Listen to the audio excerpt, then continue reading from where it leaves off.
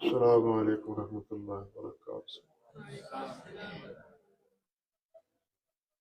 ان الحمد للہ رب العالمین، والصلاة والسلام علی سید الانبیاء والمرسلین وعلی آلہ وصحبہ ومن تبعهم بإحسان إلی یوم الدین، واشهد ان لا الہ الا اللہ وحدہ لا شریک لہ، واشهد ان محمدا عبدہ ورسولہ، اما بعد، اعوذ باللہ السمیع العلیم من الشیطان الرجیم، من حمزہ ونفخہ ونفثہ، بسم اللہ الرحمن الرحیم، قل هل يستوي الذين يعلمون والذين لا يعلمون، وقال رسول اللہ صلی اللہ علیہ وسلم العلماء ورثۃ الانبیاء۔ محترم معزز سامعین کرام، علماء اعظام، ماشاءاللہ اللہ کے فضل و کرم سے آپ یہاں مرکز علم میں تعلیم حاصل کرنے کے لیے اپنا وطن چھوڑ کے، بہن بھائی والدین چھوڑ کے یہاں پہنچے ہیں ایک مقصد کے لیے۔ اس مقصد کو آپ ہمیشہ اپنے پیش نگاہ رکھیں کہ ہم یہاں علم حاصل کرنے کے لیے آئے ہیں۔ اللہ ہم سب کو علم کے زیور سے اور عمل کے زیور سے آراستہ فرمائے۔ علم ہی ایک ایسی چیز ہے جو انسان اور حیوان کے مابین فرق کرتا ہے، بلکہ انسانوں کے مابین بھی امتیاز اور فضل و شرف کا ذریعہ یہ علم ہے، اور علم ہی وہ واحد چیز ہے جس کے بارے میں اللہ سبحانہ و تعالی نے اپنے حبیب حضرت محمد رسول اللہ صلی اللہ علیہ وسلم سے فرمایا ہے، وقل رب زدنی علما، کہ میرے نبی آپ یہ کہیں کہ اے اللہ، اے میرے رب، اے میرے پروردگار، میرا علم اور کر، اور بڑھا۔ یہ اللہ تعالیٰ نے حکم دیا ہے نبی علیہ السلام کو۔ یہ بات خود بتلاتی ہے کہ علم کی کوئی انتہا نہیں ہے۔ سب سے زیادہ علم جاننے والے دین کا، سب سے زیادہ جاننے والا اللہ کا نبی ہوتا ہے۔ اللہ اکبر کبیرہ۔ اور اللہ رب العزت اپنے نبی سے ہی فرما رہے ہیں کہ آپ یہ کہیں، یہ دعا کریں، یہ مجھ سے مانگے کہ میرے پروردگار میرے علم میں اضافہ فرما۔ جب نبی علیہ السلام کو اللہ ذوالجلال والاکرام نے یہ فرمایا اور آپ یہ دعا کرتے تھے، اور بالخصوص علم نافع کی دعا کرتے تھے، وہ علم جو انسان کے لیے مفید ہو، سود مند ہو، فائدہ مند ہو، جو انسان کی نجات، کامیابی کے لیے حجت اور دلیل بنے، نہ کہ ایسا علم جو انسان کے خلاف حجت بنے۔ ایسا علم نہیں چاہیے، بلکہ وہ علم چاہیے جو انسان کے لیے انسان بننے کا، اللہ کا بندہ بننے کا، اللہ اور اللہ کے رسول کا فرمان بردار بننے کا، اور بالآخر نجات کا ذریعہ بنے۔ یہی علم ہے۔ دنیا کے جتنے بھی علوم ہیں وہ علوم نہیں ہیں۔ لوگ کہتے ہیں جتنے بھی علوم ہیں وہ علوم نہیں ہیں، حقیقت وہ فنون ہیں۔ ایک سیدھی سی بات ہے، آپ منطق بھی پڑھتے ہیں، فلسفہ بھی پڑھتے ہیں، آپ صرف بھی پڑھتے ہیں، نحو بھی پڑھتے ہیں، بلاغت بھی پڑھتے ہیں، یہ سب فنون ہے۔ علم کتاب و سنت کا ہے، علم نام ہے کتاب و سنت، باقی علم عالیہ ہیں جو کتاب و سنت کے سمجھنے کے لیے مبید اور معاون ہے۔ اس لیے اصل علم جو ہے وہ کتاب و سنت کا علم، باقی جتنے بھی علوم ہیں وہ ان کی حیثیت، نوعیت ان کی فنون کی ہے۔ جس طرح کوئی آدمی کوئی فن سیکھ لیتا ہے، کوئی صنعت و حرفت سیکھ لیتا ہے، کوئی تجارت سیکھ لیتا ہے، کوئی اور شعبہ اختیار کر لیتا ہے، تو اس کی حیثیت ایک فن کو اختیار کرنے کی ہے۔ لیکن علم وہ ہے جو انسان کے لیے انسان کی دنیا اور آخرت کو سنوارنے کا ذریعہ، اور دنیا اور آخرت کو سنوارنے کا ذریعہ واحد وحی کا علم ہے، کتاب و سنت کا علم، اور کوئی علم نہیں۔ بلکہ آج کے دور میں تو وہ سارے علوم دنیا کی بربادی کا بھی اور آخرت کی بربادی کا بھی سبب ہے۔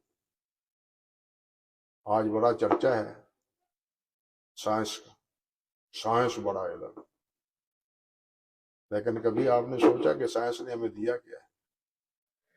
معذرت کے ساتھ، یہ کمکمیں، یہ بلڈنگیں، یہ گاڑیاں، یہ تو ہمیں دے دی، لیکن انسان نہ بنا سکا یہ علم۔ سائنس انسان کو انسان نہ بنا سکا۔ انسان کی تباہی، انسان کی بربادی کا سبب اب اس علم کی وجہ سے صرف ایک بٹن دبانے کے نتیجے میں، ایک بٹن دباؤ پورا شہر اور پورا ملک برباد ہو کے رہ جاتا ہے۔ یہ سائنس کی ترقی، سائنس نے یہ دی ہے۔ بلکہ ہمارے ہاں یہاں تو پتہ نہیں مجھے، ہمارے ہاں تو سائنس نے یہ دیا ہے کہ پاکستان کا نیچے کا پانی بالکل قابل استعمال نہیں رہا، پینے کے قابل نہیں ہے۔ پہلے نیچے سے کنواں کھودتے تھے، پانی پیتے تھے، ہینڈ پمپ لگاتے تھے، پانی پیتے تھے، ندی نالوں سے، تالابوں سے، اسی طرح دریاؤں اور نہروں سے جو پانی آتا تھا صاف اور شفاف آتا تھا وہ ہم پیتے تھے، تالابوں میں جمع کرتے تھے، اس کو پیتے تھے۔ زیادہ سے زیادہ پھڑکڑی کھور کے اس کو صاف کر دیا جاتا اور اس کو پیا جاتا، لیکن آج وہ پانی پینے کے قابل نہیں ہے۔ گاؤں ہو یا شہر ہو، سب فروختنی پانی حاصل کر کے پی رہے ہیں اور اب سانس لے رہے ہیں۔ یہ سائنس کا نتیجہ ہے، یہ سائنس نے ہمیں دیا ہے۔ اچھا لباس تو دے دیا ہمیں، ملیں تو دے دی ہمیں، بلڈنگیں ہمیں دے دی، بجلی دے دی ہمیں، لیکن اس کے ضرر اور اس کے نقصانات وہ کیا ہے؟ کبھی آپ نے اس پر بھی غور کیا یا نہیں کیا؟ اب یہ جو آپ کے سامنے موبائل ہے، سائنس نے یہ دے دیا ہمیں، لیکن یہ کتنی تباہی لا رہا ہے۔ اخلاق کی بربادی کا سبب یہ ہے، وقت کی بربادی کا سبب یہ ہے، بے حیائی کے پھیلانے کا سبب یہ ہے، علم سے ناتا توڑ کے قصے، کہانیاں اور تصاویر دیکھنے کا ذریعہ یہ موبائل ہمارے ہاں سامنے آ گیا، اور اس بیماری میں بوڑھے کیا، جوان کیا، بچے کیا، خواتین کیا، سب مبتلا ہیں۔ میں ان بچوں کو جانتا ہوں جن کی نگاہیں برباد ہو چکی ہیں، جن کے اعصاب جواب دے چکے ہیں، ڈاکٹر ان کو لا علاج قرار دے رہے ہیں اور یہی کہتے ہیں کہ ان کا موبائل چھڑائیں۔ اس کا حل یہ ہے کہ موبائل چھڑائیں۔ موبائل سائنس نے ہمیں یہ دیا ہے، ٹھیک ہے، اس کے فوائد کا انکار نہیں ہے، لیکن اسمہما اکبر من نفعہما، شراب کے بارے میں کیا کہا ہے اللہ نے؟ شراب کے بارے میں اللہ سبحانہ و تعالیٰ نے نفع کا انکار تو نہیں کیا، نفع کا تو اعتراف کیا ہے اللہ تعالیٰ نے، لیکن نقصان زیادہ ہے۔ دیکھنا تو یہ ہے کہ ان علوم کا فائدہ زیادہ ہے یا نقصان زیادہ ہے۔ جب ہم دیکھتے ہیں، جائزہ لیتے ہیں، تقابلی مطالعہ کرتے ہیں، تو ہمیں معلوم ہوتا ہے کہ اس کا نقصان ضرر زیادہ ہے۔ انسان کو انسان نہیں رہنے دیا گیا اس میں، لیکن علم وحی، کتاب و سنت کا علم، یہی انسان کی آبرو، انسان کی زندگی، انسان کی بھلائی، انسان کی فلاح کا ضامن ہے۔ آپ مجھے بتلائیں، آپ پڑھے لکھے ہیں، سمجھدار ہیں، جس دور میں کتاب اللہ ذوالجلال والاکرام نے اپنے پیارے پیغمبر صلی اللہ علیہ وسلم کو رسول بنا کے بھیجا ہے، عرب کے پاس کیا تھا؟ وہ لڑتے ضرور تھے، لیکن آپ نے پڑھا ہے لڑنے کے لیے تلوار ہندی ہوتی تھی ان کے ہاتھوں میں، تلواریں بنانے والے نہیں تھے وہ عرب، وہ آپس میں لڑتے تھے، اتفاق اور اتحاد ان کے پاس نہ تھا، اتفاق و اتحاد نہ تھا، آپس میں بھی لڑتے تھے۔ لیکن آخر کیا وجہ ہے کہ ان کے مقابلے میں جو اس وقت کی عالمی تہذیبیں شمار ہوتی تھیں، ایران کی اور روم کی، جس طرح آج امریکہ کی تہذیب شمار ہوتی ہے، لوگ تہذیب کہتے ہیں، میں اس کو بدتمیزی اور بد تہذیبی کہتا ہوں۔ تہذیب کہنا تہذیب کی کیا ہے، مذاق ہے، تہذیب ہے ہی نہیں، وہ تو بد تہذیبی ہے، مادر پدر آزادی ہے۔ اللہ اور اللہ کے رسول سے ہی آزادی نہیں ہے، بلکہ انسان اپنے لباس سے بھی آزاد ہے۔ یہ ہے اس نے دیا ہے امریکہ کی تہذیب نے، اس کے کلچر میں۔ اللہ اکبر۔ تو کہنے کا مقصد یہ تھا کہ نہ ان کے پاس تلوار تھی، کھانے کو کیا کھجوریں تھی، کوئی اور تھا کھانے کے لیے؟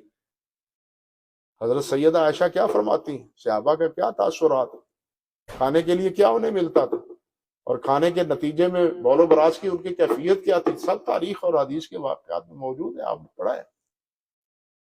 نہ کھانا تھا، نہ لڑنے کے لیے تلوار تھی، نہ ہی یہ علاقہ زرعی تھا، کھیتی باڑی کر کے اعتبار سے زرعی تھا، آب غیر ذی زرعن تھا، لیکن اس کے باوجود وہ روم پر بھی غالب آئے، وہ ایران پر بھی غالب آئے۔ کیوں آئے؟ کس لیے، کس سے آئے، کس سبب سے آئے؟ کتاب و سنت کی تعلیم کو اپنا کے، اللہ اور اللہ کے رسول کے فرامین کو اپنا کے۔ یہی وجہ ہے کہ جب ایران کے بادشاہ کا تاج آیا تھا مدینہ طیبہ میں، اور تاج اور اس کے پورے مال و زر کو دیکھ رہے تھے، اور ان کا حضرت عمر فاروق رضی اللہ تعالی عنہ کا غلام اسلم ان کے ہمراہ تھا۔ اللہ اکبر کبیرہ۔ حافظ ابن کثیر نے لکھا ہے تفسیر میں، ہدایہ میں بھی، کہ اسلم کی زبان سے یہ نکل گیا، واللہ ھذا من فضل اللہ یا امیر المومنین، امیر المومنین، یہ کتنا اللہ کا فضل ہے کہ ایران کا تخت و تاج ہمارے قدموں میں پڑا ہے، کتنا اللہ کا فضل۔ حضرت عمر فاروق نے غصے کی نگاہ ڈالی، کہا کذب تھا، جھوٹ بولتے تھے، یہ اللہ کا فضل نہیں ہے۔ اللہ کا فضل اللہ کی کتاب اور اللہ کے نبی صلی اللہ علیہ وسلم کی تعلیمات اور آپ کی صحبت ہے، جس کے نتیجے میں آج ہم یہاں کھڑے ہیں۔ انہوں نے سمجھا تھا کہ ہماری کامیابی، ہماری کامرانی دنیا کی بھی اور آخرت کی بھی تو ہے ہی ہے، دنیا کی بھی کامرانی کتاب و سنت کے ساتھ وابستہ ہے۔ کاش کہ مسلمان آج اس بات کو سمجھ لیں، لیکن افسوس یہ ہے کہ ہم مسلمان اس کو نہیں سمجھتے۔ ہم دنیا کی زیب و زینت پر اتنے فریفتہ ہیں کہ اسلام کی جو تعلیمات ہے اس سے ہم بالکل آنکھیں بند کیے ہوئے ہیں، اللہ ماشاء اللہ، اللہ ماشاء اللہ۔ لیکن سمجھنا یہ چاہیے اور سمجھانا بھی یہی چاہیے کہ ہماری نجات، ہماری فلاح، ہماری بہبود، ہماری ترقی اور ہماری عظمتوں کا نشان کتاب و سنت کے ساتھ وابستگی۔ آپ بتلائیں، سوچیں، قرآن مجید نے جن قوموں کا تذکرہ کیا ہے، کیا وہ اپنی تہذیب اور اپنے تمدن میں سب سے بڑے ہوئے نہیں تھے؟ وہ نمرود ہو یا فرعون ہو، فرعونہ مصر ہو یا نمرود ہو، جو بھی ہو، اپنی تہذیب کے موقع پر وہ سربراہ تھے وہ، لیکن اللہ کے عذاب میں کیوں دھر دیے گئے؟ کیا نتیجہ تھا؟ اللہ اور اللہ کے رسول کی بغاوت کا نتیجہ تھا، اللہ اور اللہ کے رسول کی کو جھٹلانے کا نتیجہ تھا۔ اس وجہ سے اللہ تعالیٰ نے ان کو پوری دنیا کے لیے عبرت کا نشان بنا دیا، اور جو پستی کا شکار تھے، جن کو فرعون اپنا غلام بنا رکھا تھا، جس نے حضرت موسیٰ علیہ السلام اور تورات کی تابعداری میں ماننے بھی، حالانکہ پوری طرح وہ بھی تابعدار نہیں تھے موسیٰ علیہ السلام، لیکن کچھ تھے ان کو سمجھانے والے، اور تھے موسیٰ علیہ السلام کے پیروکار، تورات کو ماننے والے۔ اللہ ذوالجلال والاکرام نے فرعون اور اس کے در و دیوار پر ان کو غالب کیا یا نہیں کیا؟ ان کو مسلط کیا یا نہیں کیا؟ حکومت تو فرعون کے پاس تھی۔ آپ دیکھ لیں پوری تاریخ میں، قرآن مجید میں بھی، تاریخ میں بھی، کوئی بھی ایسا مرحلہ نہیں ہے کہ جس مرحلے میں مسلمان غالب ہو، فوجی قوت کے اعتبار سے، طاقت کے اعتبار سے، نفری کے اعتبار سے، کوئی ایک موقع کی بھی آپ نشاندہی نہیں کر سکتے۔ ہمیشہ کفار غالب تھے، قوت کے اعتبار سے بھی، افرادی قوت کے اعتبار سے بھی، اسلحہ کی اعتبار سے بھی، لیکن غالب کون آتے رہے؟ آپ کو معلوم ہے نا، غالب کون آتے رہے؟ وہ غالب آتے رہے جو کمزور، جن کو سمجھا جاتا تھا، اور ان کمزوروں کی مدد کون کرتا تھا؟ ان تنصروا اللہ ینصرکم، ان تنصروا اللہ ینصرکم، تم اللہ کے ہو جاؤ، اللہ تمہارا ہو جائے گا۔ وہ اللہ کے ہو گئے، اللہ ذوالجلال والاکرام نے ان کی ایسی مدد کی کہ جو اپنے جہو جلال پر فریفتہ تھے، اللہ ذوالجلال نے انہیں مسمار کر کے رکھ دیا، اور آئندہ آنے والوں کے لیے نشان عبرت بنا کے رکھ دیا۔ یہ ہمارے لیے سبق ہے۔ قرآن مجید میں یہ سارے واقعات کس لیے؟ پڑھنے کے لیے، صرف ثواب حاصل کرنے کے لیے کہ الفاظ پڑھیں تو اتنا ثواب اور اتنا اجر ہمیں ملے گا، صرف اس لیے نہیں، عبرت کے لیے۔ قرآن مجید نے اس کو ہمارے لیے عبرت کے طور پر ذکر کیا، اور اگر ہم اس سے عبرت حاصل نہیں کرتے تو پھر ہمارا بھی حشر وہی ہوگا، پھر ہمارا بھی خطرہ ہے کہ حشر وہی ہو۔ اللہ معاف فرمائے۔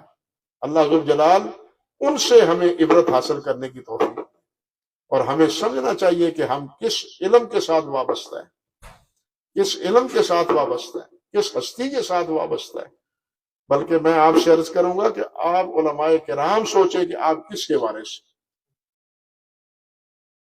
آپ سوچیں کہ آپ کس کے وارث ہیں۔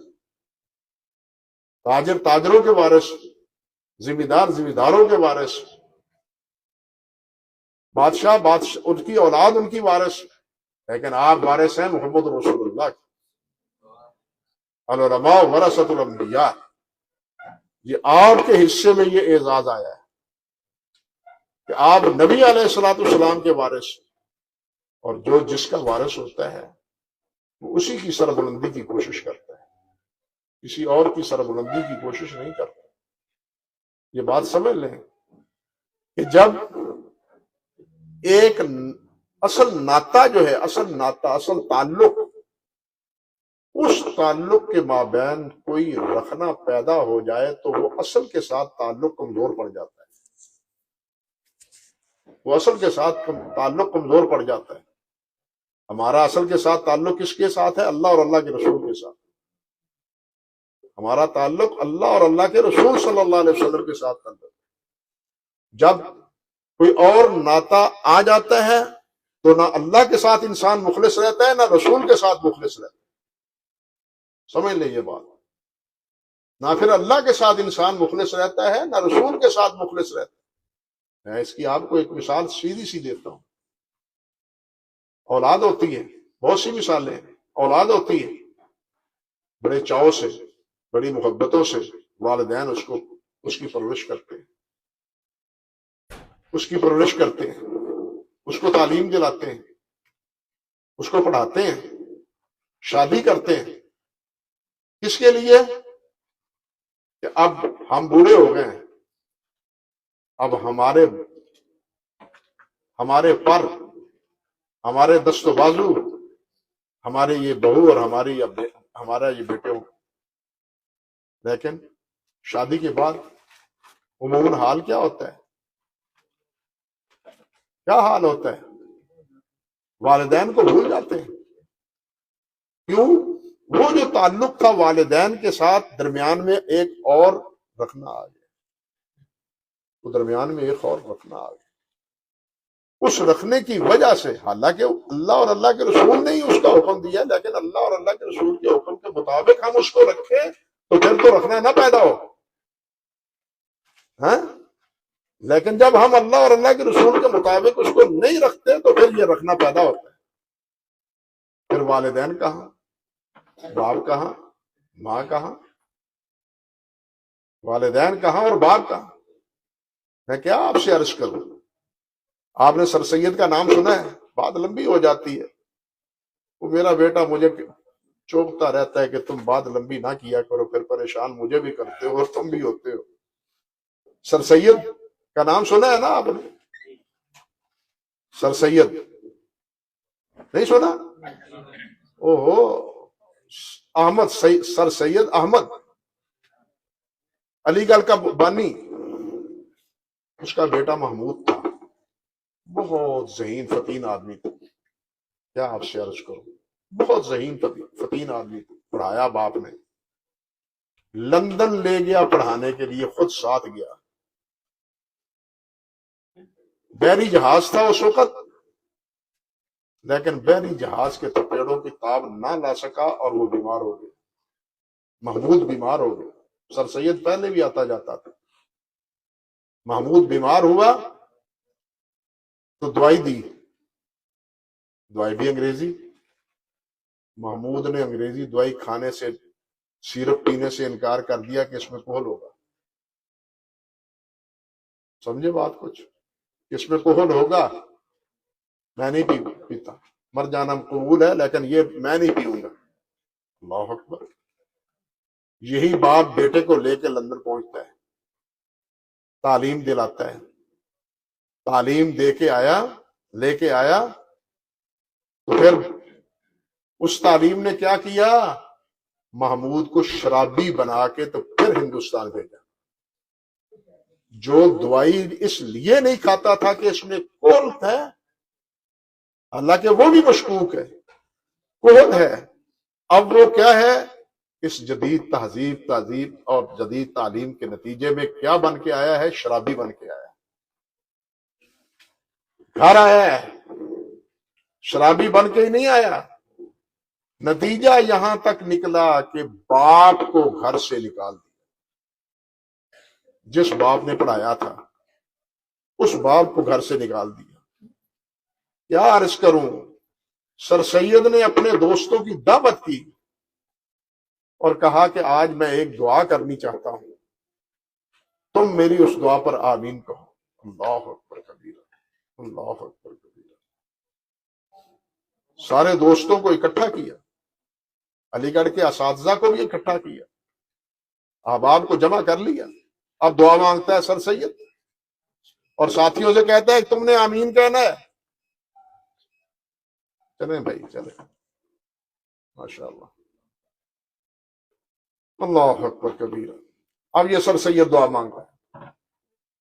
دعا کیا کرتا ہے؟ یا اللہ محمود کا بیڑا غرق کر دے، محمود کو موت دے دے، میں اس کو چلتا پھرتا نہ دیکھوں، میں اس کو مرا ہوا دیکھوں. اور وہ جتنے ساتھی ہیں وہ آمین کہہ رہے ہیں، وہ آمین کہہ رہے ہیں. بھائی یہ ہے تعلیم، جدید تعلیم کے اثرات. میں عرض کر رہا تھا کہ اصل تعلیم کس کی ہے؟ کتاب و سنت کی ہے، اور آپ وارث کس کے ہیں؟ محمد رسول اللہ کے۔ اور اس وارث وراثت میں کوئی اور رکھنا پیدا نہیں ہونا چاہیے، کوئی بھی ہو وہ رکھنا پیدا نہ ہو، نہ اللہ کے ساتھ جو انسان کا ابدیت کا تعلق ہے اس کے مابین وہاں رکھنا پیدا ہو۔ وہاں تو اتنے رکھنے پیدا ہو چکے ہیں کہ پناہ با خدا ان گنت۔ یہی کیفیت اللہ معاف فرمائے ایک مسلمان اور رسول کے ساتھ تعلق ہے۔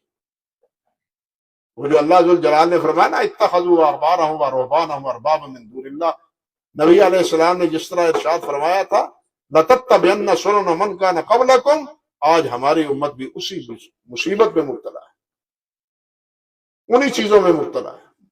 اور یہ کیا وجہ ہے کہ درمیان میں رکھنا۔ عرض کر رہا تھا کہ یہ بیوی آ جاتی ہے تو ماں باپ کے ساتھ وہ تعلق نہیں رہتا ہے، اللہ کے درمیان سائیں جی آ جاتے ہیں تو اللہ کے ساتھ وہ تعلق نہیں رہتا، پھر سائیں جی کی بات مانی جاتی ہے، اللہ کی نہیں مانی جاتی ہے۔ رسول اللہ صلی اللہ علیہ وسلم کے مابین اور کوئی ہستی آ جاتی ہے تو پھر رسول اللہ کی بات نہیں مانی جاتی۔ میں کیا دکھ کا اظہار کروں، اور کسی اور کی بات نہیں۔ اللہ اکبر۔ عبد الملک جوینی لکھتے ہیں، امام الحرمین جوینی لکھتے ہیں یجب علی کل خلق، تمام مخلوق پر واجب ہے کہ وہ سب کے سب شافی بن جائے، سب شافی بن جائے۔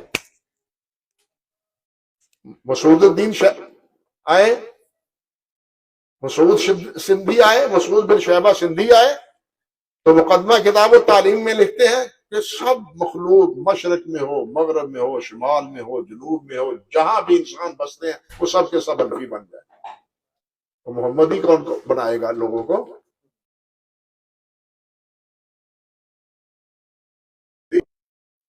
اللہ کی کتاب اور اللہ کے رسول کا بول بالا کر، توحید کی عصمت اور محمد رسول اللہ کی عصمت کا۔ حافظ ابن قیم رحمۃ اللہ علیہ نے صاف لکھا ہے، وہ کہتے ہیں کہ توحید میں اخلاص نہ ہو تو شرک آتا ہے، رسالت میں اخلاص نہ ہو تو اطاعت لغیر اللہ آتی ہے، اللہ کے ساتھ اللہ کی اطاعت خالص نہیں رہتا۔ رسول اللہ کا اطاعت گزار بناتا ہے، رسول اللہ کا عبادت گزار بناتا ہے، لیکن دوسرے وہ اللہ کا عبادت گزار نہیں رہنے دیتے۔ ہاں میں کیا عرض کروں، ہمارے فیصل آباد میں ایک دربار ہے، شاید فاصل آباد کا کوئی ساتھی اور بیٹھا ہو، یہاں ہے بیٹھا کوئی، وہ ہاتھ ایک کھڑا ہوا ہے۔ فیصل آباد کا ایک دربار ہے، لسوڑی شاہ،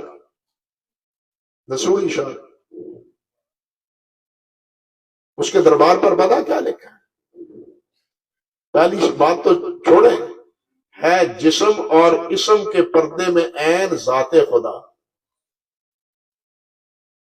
ہے، اسم اور اس کے دربار پر لکھا ہوا ہے، میں نے خود جا کے دیکھا ہے، اللہ کی قسم ہے، اسم اور جسم کے پردے میں عین ذات خدا، دلوں کا نور ہے، دونوں جہاں کا والی ہے۔ دونوں جہاں کا والی وارث کون ہے؟ وَلِلَّهِ مِيرَاثُ السَّمَاوَاتِ وَالْأَرْضِ، زمین و آسمان کی وراثت اللہ کے ہاتھ ہے۔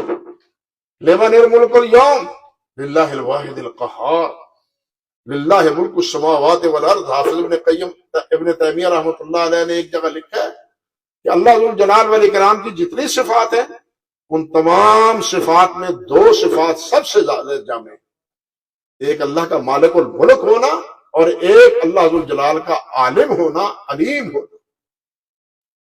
باقی صفات ان کے تحت ہیں۔ مالک ہے تو قوی ہے، مالک ہے تو مدبر ہے۔ اگر جو مالک ہی نہیں تو وہ مدبر کیسا؟ وہ قوی نہیں ہے تو مالک کیسا؟ اس لیے کہتے ہیں کہ تمام صفات کا جو اصل روح ہے وہ ان دو صفات میں ہے، لیکن ہم نے تو بانٹ رکھی ہے اللہ کی بادشاہ، جس بادشاہ کے بارے میں ہم عمرے پہ جائیں یا حج پر آئیں تو کیا کہتے ہیں؟ لا شریک لک ان الحمد والنعمت والملک، بادشاہت تیری جس میں تیرا کوئی شریک نہیں، قل الحمد للہ الذی لم یتخذ ولد ولم یکن لہ شریک فی الملک، جس کی بادشاہت میں کوئی شریک نہیں ہے، وہ تن تنہا ہے، تن تنہا ہے، اکیلا ہے، لیکن ہم نے پتہ نہیں کتنے شریک بنا رکھے ہیں۔ جب اسی طرح عدل کرنے کا مقصد یہ تھا کہ جب اللہ کے ساتھ درمیان میں کوئی اور چیز آتی ہے تو اللہ کے ساتھ انسان کا اخلاص باقی نہیں رہتا، سوال ہی پیدا نہیں ہوتا کہ وہ انسان اللہ کے ساتھ مخلص ہو جائے۔ اسی طرح اللہ کے رسول صلی اللہ علیہ وسلم کے مابین کوئی اور ہستی آ جاتی ہے تو پھر اللہ کے رسول کے ساتھ بھی مخلص نہیں رہتا۔ آپ پڑھے ہیں بدایہ میں حافظ ابن کثیر رحمۃ اللہ علیہ نے حضرت ابوبکر صدیق رضی اللہ تعالیٰ عنہ کا وہ خطبہ جو پہلا ہے وہ دیا ہے، جس میں وہ فرماتے ہیں کہ میری اطاعت نہیں ہے، اطاعت اللہ اور اللہ کے رسول صلی اللہ علیہ وسلم، میری اس وقت تک اطاعت کرو جب میں اللہ اور اللہ کے رسول کا اطاعت گزار رہوں، جب اللہ اور اللہ کے رسول کا اطاعت گزار نہ بنوں تو میری اطاعت تمہارے اوپر لازم نہیں ہے۔ یہ ہے اب صحابہ کا موقف، یہ ہے امیر المومنین ابوبکر صدیق رضی اللہ تعالیٰ عنہ کی تعلیم۔ ہمارا حال کیا ہے؟ ہمارا حال تو اس کے بالکل برعکس، جو کچھ حضرت صاحب نے فرما دیا، جو کچھ حضرت صاحب نے لکھ دیا، جو کچھ بزرگوں نے فرما دیا، وہی ہمارے لیے دلیل ہے، وہی ہمارے لیے دین ہے، اور وہی ہمارے لیے سب کچھ ہے۔ امر واقعہ ہے اسی طرح یا نہیں؟ حقیقت یہی ہے یا نہیں ہے؟ تو پھر ہم کیسے مان لیں کہ ہمارا تعلق اللہ کے ساتھ خالص ہے یا اللہ کے رسول کے ساتھ خالص ہے؟ او بھائیو، آپ صاحب علم ہیں، اللہ نے آپ کو علم کے زیور سے آراستہ کیا ہے، اللہ تعالیٰ اس میں استحکام عطا فرمائے اور عمل بھی کرنے کی توفیق عطا فرمائے، کیونکہ نبی علیہ السلام نے جو مانگا ہے، اللہم انی اسألک علما نافع، اللہم انی اسألک علما نافع، اے اللہ مجھے علم نافع عطا فرما۔ جو نافع علم نہ ہو اللہ وہ مجھے نہ دے، علم نافع وہ ہے جو انسان کو فائدہ دے، دنیا میں بھی اور آخرت میں بھی، اور اگر وہ علم اس کو فائدہ نہیں دیتا دنیا اور آخرت میں تو اعوذ بک من علم لا ینفع، پھر دعا یہ اعوذ بک من علم لا ینفع، یا اللہ وہ علم نہ دے جس سے مجھے فائدہ نہ ہو۔ تو بھائی اس علم کی کوشش کریں، آپ اسی کے حصول کے لیے یہاں اپنے والدین کو چھوڑ کے آئے، بہن بھائیوں کو چھوڑ کے آئے، عزیزوں اقربا کو چھوڑ کے آئے۔ اس میں انہماک پیدا کریں، اس میں محنت کریں، اس میں وقت لگائیں اور اپنی تمام صلاحیتیں اس میں صرف کر دیں۔ آپ کا اوڑھنا بچھوڑنا وہ علم کے ساتھ، کتابوں کے ساتھ، چلنے پھرنے میں نہیں، آنے جانے میں نہیں، میل ملاقات میں نہیں، آپ کی ملاقات کتابوں کے ساتھ ہونی چاہیے، مکتبے کے ساتھ ہونی چاہیے، آپ کا آنا جانا کتابوں کے ساتھ اور مکتبے کے ساتھ ہونا چاہیے۔ اللہ اکبر کبیرہ، اللہ اکبر کبیرہ۔ تو بہرحال عرض کرنے کا مقصد یہ تھا، باتیں تو اور بھی بہت سی ہیں جو اس ضمن میں کہی جا سکتی ہیں، صرف ایک بات پہ اکتفا کر کے بات ختم کرتا ہوں۔ میں آپ سے عرض گزار ہوں کہ بھائی آپ کے جو ذمے ہیں آپ اپنے مقام کو اور اپنی ذمہ داری کو سمجھیں۔ آپ کی حیثیت اس جسم میں اعضائے رئیسہ کی ہے، اس جسم میں آپ کی مثال اعضائے رئیسہ کی ہے، سمجھتے ہیں؟ اعضائے، آپ اپنے مقام کو پہچانیں۔ اگر عالم بگڑ جائے، سمجھے لے بات، تو پھر اس معاشرے کو سلجھانے اور سمجھانے والا کوئی نہیں ہوگا۔ عالم ہوگا تو معاشرے کے بگاڑ کو سلجھانے کی فکر کرے گا اور کوشش کرے گا، لیکن اگر یہاں ہی بگاڑ ہو گیا تو پورا ماحول بگڑ جائے گا۔ اس لیے اپنے مقام کو سمجھیں، اپنے آپ کو سنواریں اور اپنے آپ کی حفاظت کریں، اپنی حفاظت کریں اور اپنے آپ کو اسی طرح مخدوم بنانے کی کوشش کریں جس طرح یہ اعضاء ہے۔ پھر یہ دیکھیے جسم کے جتنے اعضاء ہیں ان کی بیماریاں ہیں، جدا جدا ہیں، معاشرے کی، ماحول کی، انسانوں کی بیماریاں بھی جدا جدا ہیں، لیکن جو اعضاء رئیسہ ہیں ان کی بیماریاں جدا ہیں، ان کا علاج بھی مشکل ہے، سمجھ گئے؟ ان کا علاج بھی مشکل ہے۔ اگر علماء میں یہ بگاڑ پیدا ہو جائے تو ان کا علاج بھی مشکل ہے۔ جنہوں نے سلجھانا ہے اگر وہی بگاڑ کا سبب بن جائے تو سلجھائے کون؟ سمجھائے کون؟ سیدھی راہ پر لائے کون؟ رہنمائی کرے کون؟ جو خود ہی گمگشتہ راہ ہو وہ راہ بتلائے کیسے؟ مجھے آپ بتلائیں۔ اللہ سبحانہ و تعالیٰ نے فرمایا نہیں ہے کہ یہ قرآن کس لیے ہے؟ شفاء لما فی الصدور، کہ یہ دلوں کی بیماریوں کا علاج، دلوں کی بیماریوں کا علاج۔ اور دلوں کی بیماری سب سے بڑی کیا ہے؟ تکبر، حسد ہے، حب جاہ اور حب مال ہے، اعجاب المرء برأیہ ہی، یہ بیماری ہے، دل کی بیماری ہے، یہ دل کی بیماریاں ہیں، ان کا علاج مشکل ہے۔ بات سمجھ رہے ہیں؟ ان کا علاج مشکل ہے۔ اللہ اکبر کبیرہ۔ اگر علماء کرام ان بیماریوں میں خود مبتلا ہوں تو پھر اس کا مطلب یہ ہے کہ ہم نے قرآن کو پڑھا ہی نہیں ہے۔ شفاء لما فی الصدور کے الفاظ تو پڑھ لیے ہیں، قرآن مجید کو اپنے سینوں میں اتارا ہی نہیں، دل میں اتارا ہی نہیں، تاکہ تکبر ختم ہو جائے، تکبر ختم ہو جائے، حسد ختم ہو جائے۔ آپ کو کیا بتلاؤ، آپ سب جانتے ہیں کہ یہ دونوں بیماریاں سب سے پہلے شیطان میں آئی تھی۔ ہرس بیماری ہے، ہرس بیماری ہے، ہرس بیماری تھی حضرت آدم علیہ السلام کو جنت میں رہنے کی، لیکن تکبر اور حسد اس سے زیادہ خوفناک بیماری ہے۔ آج بزام خیش اپنے آپ کو بڑا سمجھنا، اپنے آپ کو، اپنی رائے کو بڑا سمجھنا، کسی بڑے کی رائے کا احترام نہ کرنا، کسی کے علم کا اقرار نہ کرنا، یہ علماء کی ہماری بیماریاں ہیں۔ بات سمجھے؟ یہ ہماری بیماریاں ہیں اور ان کا علاج قرآن میں ہے۔ شفاء لما فی الصدور جسے اللہ نے فرمایا ہے۔ اگر ان بیماریوں میں پھر بھی ہم لت پت ہیں تو پھر قرآن مجید ہمارے گلے سے نیچے نہیں اترا، زبان سے ہم نے پڑھ لیا ہے، ہمارے دلوں پہ قرآن نہیں آیا۔ اللہ سبحانہ و تعالی ہمارے دلوں میں قرآن ہوتا ہے اور ہمیں ان مہلک بیماریوں سے اللہ تعالی ہمیں بچائے۔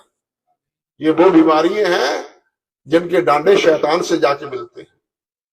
اور یہ بھی سمجھ لیں کہ علم ہے تو علم کے ساتھ عمل بھی ہے۔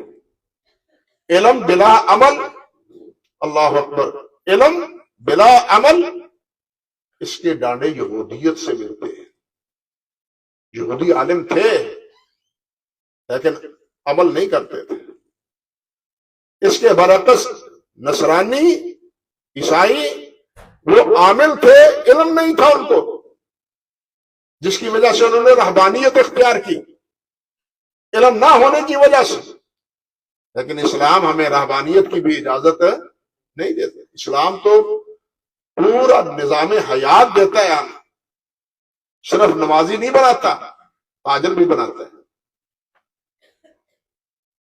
تاجر بھی بناتا ہے، اور زندگی کے جتنے شعبے ہیں ان تمام شعبوں میں اسلام ہماری رہنمائی کرتا ہے۔ جس طرح نبی علیہ الصلوۃ والسلام نے فرمایا ترکتکم علی الملۃ البیضاء لیلھا کنہارہ، میں تمہیں ایسی ملت بیضاء دے کے جا رہا ہوں جس کی رات بھی روشن دن کی طرح ہے۔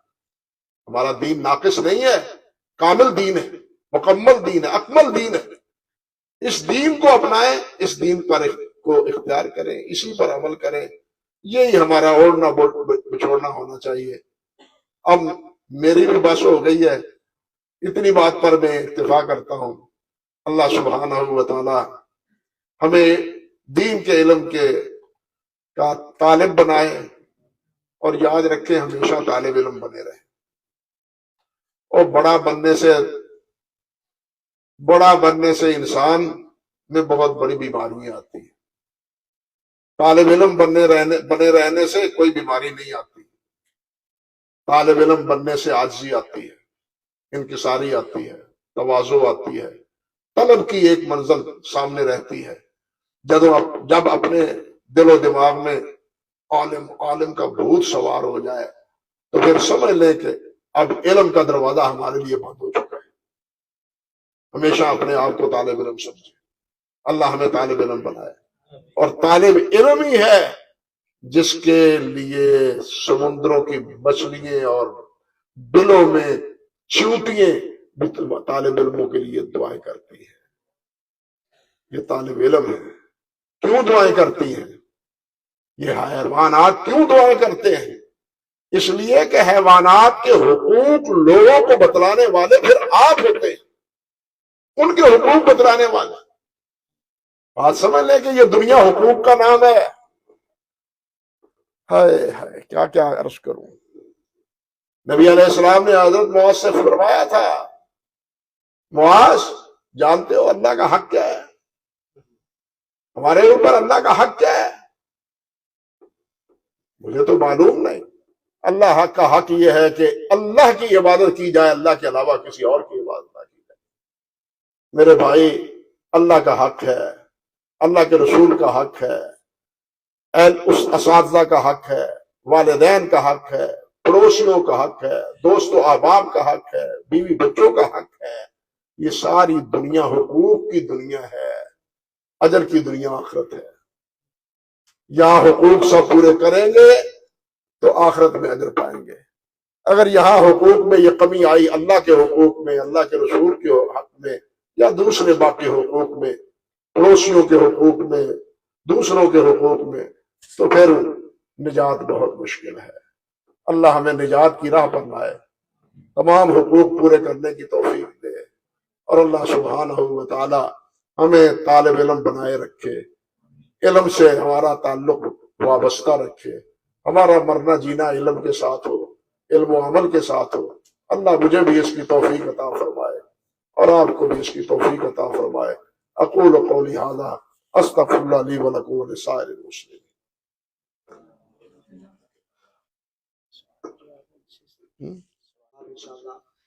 ہر بھائی ایک سوال کر سکتا ہے، ایک سے زائد ہے۔ یار یہ اتنے ساتھی ہیں کہ ایک ایک کریں گے تو رات گزر جائے گی۔ یہ آپ نے کیا اجازت دے دی؟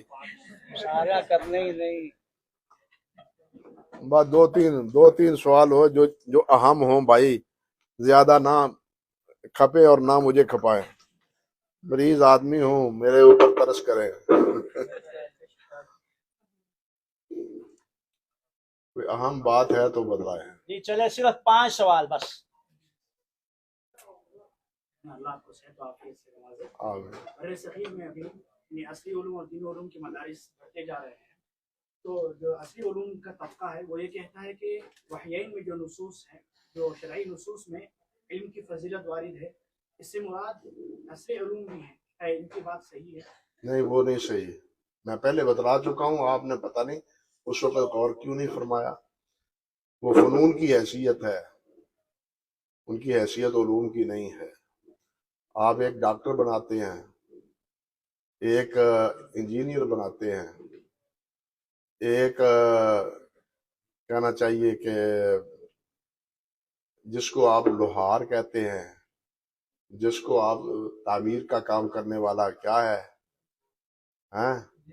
نجار، انجینئر کہہ لیں، تو یہ فنون ہے۔ اینٹیں لگانا فن ہے، نقشہ بنانا فن ہے، سمجھے نا؟ علم جو انسان کو سنوارتا ہے وہ علم ہے، وہ انسان کو نہیں سنوارتے، انسان تو زیادہ بگاڑتے ہیں، بتا چکا ہوں اور مثال بھی دے چکا ہوں. مثال دی ہے یا نہیں؟ ہاں جی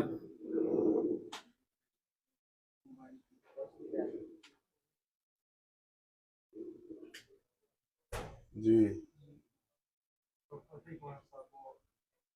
ہمارے جب اسلامیہ میں خاص مختلف تجدید کے اندر ہم اتنا زیادہ نہیں پڑھتے جیسے آپ لوگ پڑھتے کتب ستہ کے جو کتب حدیث کے سوال ہے کہ ہم کیسے اس ٹائم کو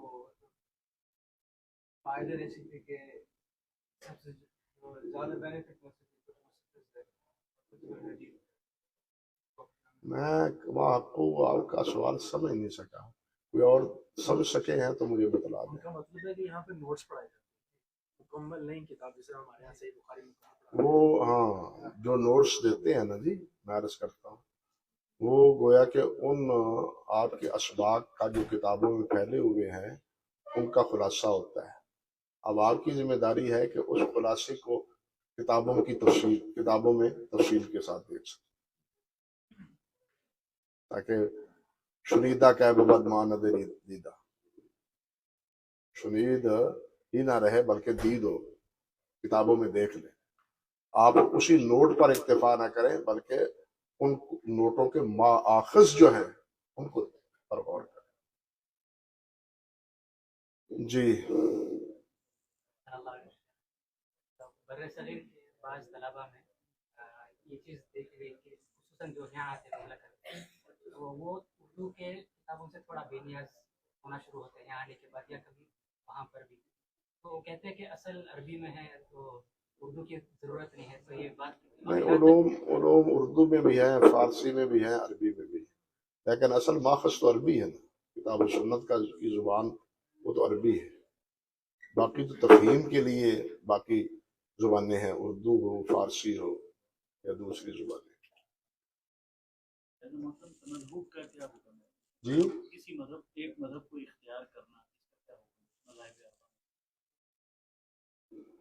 صرف ایک مذہب کو اختیار کرنا، مجھے یاد آتی ہے بات علامہ انور شاہ کشمیری رحمۃ اللہ علیہ کی. انہوں نے العرف الشذی میں کہا ہے کہ ایک مذہب کی پیروی کر کے پورے دین پر عمل نہیں کر سکتا انسان. العرف الشذی میں انہوں نے کہا ہے یہ بات کہ ایک مذہب کو اختیار کر کے پورے دین اسلام پر عمل نہیں کر سکتا. اگر اس کی آپ تفسیر معلوم کرنا چاہتے ہیں تو علامہ شارانی کی المیزان الکبریٰ دیکھ لیں.